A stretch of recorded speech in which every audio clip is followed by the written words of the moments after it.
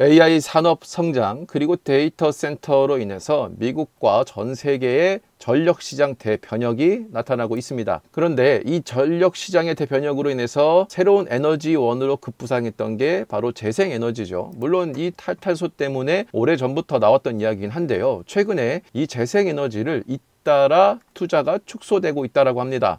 고금리 시대 때문에 이 투자 비용이 너무 부담돼서였다라고 하는데요. 그 내용을 보면은 생산 비용이 너무 높기 때문에 생산 단가가 맞지 않아서 이 태양광과 재생에너지를 이용한 발전 목표를 하향하겠다라고 유럽의 기업들을 대변해서 영국의 파이낸셜 타임즈가 발표를 했습니다. 노르웨이 스택크래프트 같은 경우에는 이번에 신규 재생에너지 발전 용량 목표치를 재검토하고 있다라고 얘기를 했는데 이 재검토가 바로 하향 조정하는 재검토입니다.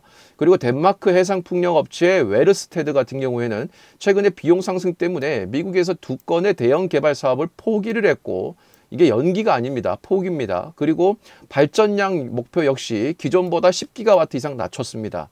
게다가 포르투갈 에너지 기업인 EDP 역시 고금리와 전력 가격 하락으로 투자 계획을 대폭 줄였고요. 스페인 에너지 업체 이베르드롤라 같은 경우도 재생에너지보다 선택적으로 접근하겠다라고 밝혔습니다. 이게 재생에너지보다 선택적이라는 것은 재생에너지 외에 다른 부분도 접근하겠다라고 얘기하는 것이죠. 그리고 2030년까지 80기가와트를 재생에너지로 생산한다는 목표를 버리겠다라고 했습니다. 줄이겠다 정도가 아니라 그냥 버리겠다라고 좀 강경하게 얘기를 했고요. 이탈리아 에너지 기업인 에널도 지금 투자 금액을 약 25조 원에서 18조 원으로 30%가량을 줄이겠다라고 얘기를 했습니다. 자, 게다가 대표적인 탈원전 국가였던 스웨덴 같은 경우에도 지난해 11월 원전 신설에 관한 제한을 철폐를 해버렸죠. 원전을 더 이상 짓지 않겠다라고 했던 그 규제, 제한을 아예 그냥 철폐를 해버린 겁니다. 이건 역시 지금 전 세계가 신재생 에너지만으로는 불가능하다라고는 얘기하고 있는 것과 일맥상통한 이야기죠. 그래서 이 대안은 두 가지를 얘기합니다. 바로 원전과 천연가스입니다. 물론 신재생 에너지가 이게 아예 그냥 다 없어지냐? 그렇지는 않습니다. 그냥 우리가 기대했던 그 수준 정도를 충족하지 못하고 이 신재생 에너지를 탈탄소와 함께 전 세계가 밀어붙였던 그 시기보다 앞으로 사용할 전력망이 몇 배나 증가했기 때문에 이것만으로는 어렵다. 그래서 조금 더 효율적인, 특히나 지금처럼 고금리 시대이기 때문에 조금 더 효율적인 이 두 가지 시장을 살리겠다라고 얘기를 하는 것이죠. 특히 미국의 투자은행 웰스파고의 보고서에 따르면 이 AI 데이터 센터로 인한 추가 전력 수요가 무려 뉴욕의 연간 전력 소비량이 48테라와트보다 몇 배나 많은, 7배나 많은 323테라와트시에 달할 전망이라는 거죠. 이 뉴욕시의 연간의 전력 비용의 7배가 많이 필요하다는 겁니다. 이게 데이터 센터로 인한 건데 시장은 지금 데이터 센터만 있는 것이 아니죠. AI 로봇이라는 게 나올 것이고 그걸 또 접목시킨 가전제품부터 시작해서 앞으로 전력을 사용하는 것은 늘었으면 늘었지 절대 줄지 않는데 데이터 센터 하나만 가지고도 이 정도가 늘어난다는 겁니다. 그렇기 때문에 태양열과 풍력 같은 신재생 에너지만은 부족하다라는 의견이 나오고 있는 것이고 이 전력 수요를 대체하기 위해서 천연가스를 현재 신규 공급원으로 얘기를 하고 있는 겁니다. 리처드 킨더 모건 최고 경영자는 이 재생에너지를 유일한 전력 공급원으로 강조하는 것은 지금 치명적 결함이라고 얘기를 하고 있고 천연가스와 원자력 에너지가 수행해야 되는 역할의 중요성을 인식하기 시작했다라고 얘기했습니다. 이걸 얘기한 사람이 바로 시장 점유율 40%를 차지하는 미국 최대의 천연가스 파이프라인 업체입니다. 이 업체에서도 지금 현재 천연가스만 얘기하는 것이 아니라 원자력 에너지를 함께 얘기하고 있다는 것이죠. 물론 천연가스 기업이기 때문에 천연가스에 대한 부분도 같이 강조를 한 부분이 또 있습니다.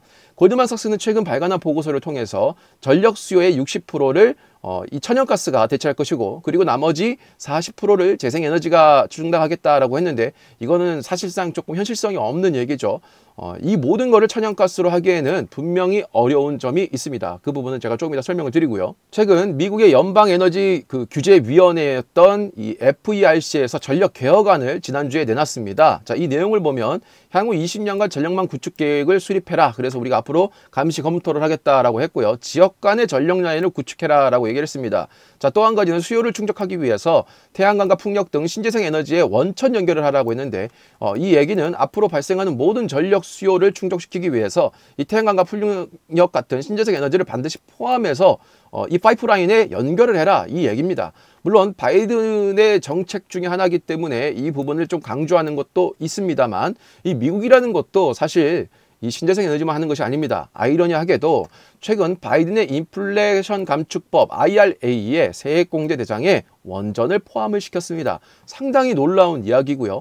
특히나 미국에서는 폐로 원전을 재가동했는데 이게 미국에서 사상 처음입니다. 폐쇄된 원전을 다시 재가동한 것 자체가 처음이라는 것이고요. 또 한 가지는 미국에서 30년 만에 처음으로 보글 3호기, 4호기의 건설 승인을 받았다라고 합니다. 물론 이와 관련된 대출도 많이 증가를 했고요. 그러니까 미국에서도 지금 대대적인 원전과 관련된 정책을 하고 있다는 겁니다. 이게 시사하는 바가 뭐냐면 신재생 에너지를 강조했던 바이든 정부에서조차도 원전이라는 시장을 다시금 이 시장에 포함을 시켰다.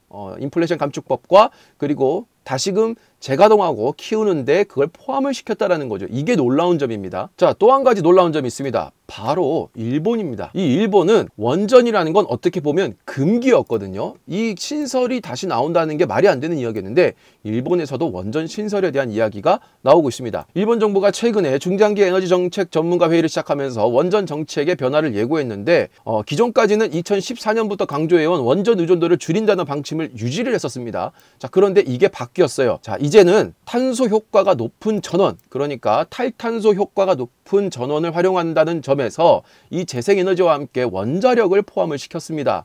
이게 상당히 놀라운 이야기고요. 거기다가 원전의 재건축 및 운전 기간을 연장을 포함을 시켰고요. 특히나 일본의 전기사업연합회의 하야시 긴고 회장이 이렇게 얘기했습니다. 최대한 원전을 활용하는 방향으로 표현을 고쳐서 신증설이나 재건축의 필요성도 명기하도록 요구하겠다. 자, 이게 뭐냐면 요 사람이 여기에 가서 얘기하는 사람 중에 한 명이고 그게 이 전기산업연합회 회장입니다. 그러니까 굉장히 그 비중이 있는 사람인데 이 사람이 이렇게 얘기를 했고 특히나 원전 의존도를 줄인다는 표현을 이제 삭제해줬으면 좋겠다. 그래서 지금 이제 일본에서도 대대적인 변화가 나타나고 있습니다. 자, 그런데 제가 아까 전에 요 천연가스가 데이터 센터 전력수의 60%를 차지하고 재생에너지가 40%를 차지할 거라서 여기에 원전이 없네? 이렇게 생각할 수가 있죠. 자, 그 왜 이게 말이 안 되는 이야기인지를 제가 설명을 드리겠습니다. 일단 생산 단가에서 엄청난 차이가 발생을 합니다.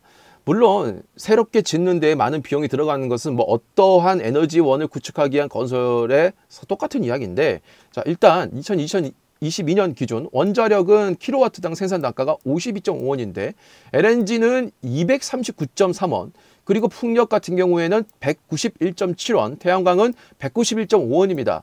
그러니까 어떻게 보면 생산 단가, 전력 단가가 너무나도 큰 차이가 발생을 합니다. 특히나 이 가스는 그 변화폭이 굉장히 큰데요. 여기 보면 239원으로 말도 안 되게 높습니다. 그런데도 왜 재생에너지를 쓰느냐? 자, 이건 2022년 기준인데요. 2022년에 무슨 일이 있었냐면 다들 아시겠지만 이 천연가스 가격이 2달러대에서 10달러까지 무려 5배 가까이, 2달러 중반대라고 생각한다면 4배 가까이 상승한 시기죠. 그러니까 자, 여기에서 이거를 한 4분의 1, 5분의 1로 계산을 해본다라고 하면은 사실 원자력하고 큰 차이가 없습니다. 다만 이 그래프에서 보시면 아시겠지만 이 비용의 격차가 굉장히 큽니다. 가장 낮은 단가가 2달러대인데 이게 적게는 한 3배 정도, 6달러대까지 3배 정도가 중간 라인이고 많게는 5배에서 무려 12배까지나 변화가 발생을 합니다. 그러니까 이 가격 변동폭이 너무나 크다 보니 과연 이 천연가스를 안정적인 공급원으로 사용할 수 있느냐, 이게 중요한 핵심이죠. 지금 데이터 센터에서 재생에너지가 부족하다라고 하는 이유가 뭐냐면 생산 자체가 부족하다는 이야기도 있겠지만 안정적인 공급이 되느냐, 데이터 센터인데 전력이 끊기면 얼마나 큰일이 나겠습니까? 안정적인 공급이 돼야 되는데 과연 이 가격의 변동폭이 그걸 전부 다 감당할 수 있냐 이거죠. 원자력이 없이 완전히 이건 불가능한 이야기입니다. 예를 들어서 TSMC의 전체 이익의 무려 14%가 전력 비용으로 빠진다라고 하는데 만약 전력 비용이 이렇게 4배, 5배가 오르면 이걸 감당할 수 있겠냐 이거예요. 기업 입장에서 엄청난 전력을 쓰면 그 비용도 천문학적인 수치가 나올 것인데 이것은 기업 입장에서 이익과 이윤이라는 것을 가장 우선적인 목표로 두는 기업 입장에서는 사실 완벽한 대안으로는 조금 불가능한 이야기라고 저는 생각하고 있습니다. 그래서 물론 이 천연가스를 사용하지 않느냐? 그렇지는 않습니다. 제가 볼 때는 당장 천연가스는 가격이 2달러대에 머물러 있고 그리고 생산을 당장 할 수 있는 상황이죠. 하지만 원전은 기존의 이 원전의 생산량에서 폭발적으로 증가시킬 수가 없기 때문에 신규 원전을 지어야 됩니다. 그렇기 때문에 시간이 좀 걸리죠. 승인도 받아야 되고 건설도 해야 되고 그 원자력을 다시 가동을 하는 데까지 시간이 걸립니다.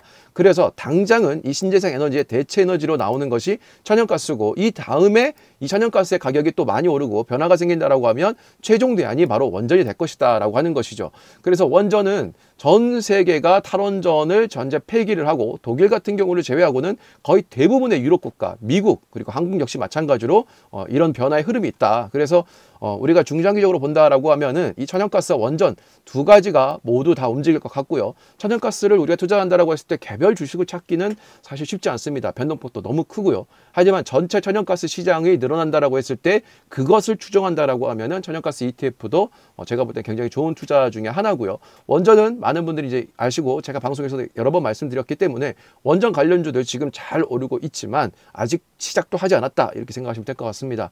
그래서 이 두 가지 섹터 신재생이 안 된다는 것이 아니라 이 시장이 우리가 생각하는 것보다 줄어들고 오히려 이 부분이 훨씬 많이 증가된다 이렇게 이해하시면 될 것 같습니다. 그래서 여러분들도 이 산업에 대한 부분을 지속적으로 좀 관심 갖고 공부하시다 보면은 또 좋은 투자 기회와 높은 수익을 좀 거둘 수 있지 않을까 하는 생각이 듭니다.